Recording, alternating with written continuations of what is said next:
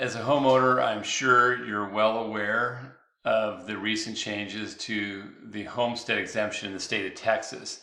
And I wanted to do sort of a public service announcement in this week's Todd Talks video for those of you who own homes or just bought a home.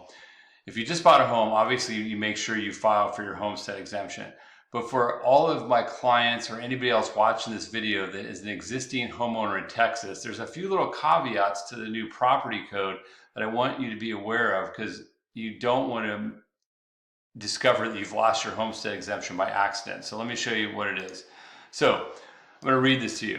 Due to the recent change in our property code, Texas homeowners may now be required to renew their homestead tax exemption every 5 years.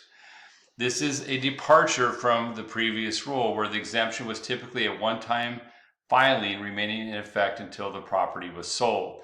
The amended code now requires periodic reviews of exemptions by appraisal districts, empowering field appraisers to request updated applications to verify continued eligibility to a given exemption, including the homestead exemption.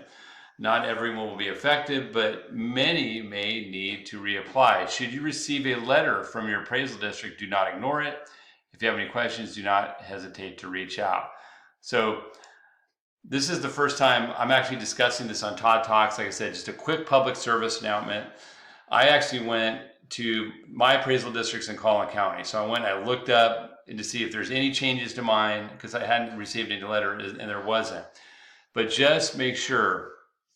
This is super important, because many people tend to not pay attention to anything regarding property taxes and insurance, because most of you have escrow accounts and it gets paid, and you pay attention when your payment goes up because your escrow account gets adjusted.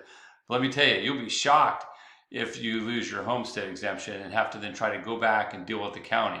So be sure that if you get a letter either this year or any subsequent year from the appraisal district regarding your homestead exemption, that you need to reapply, and make sure you do so. And if any of you did get a letter and need some help, reach out. I'll be happy to help you. Thanks so much and have a great day.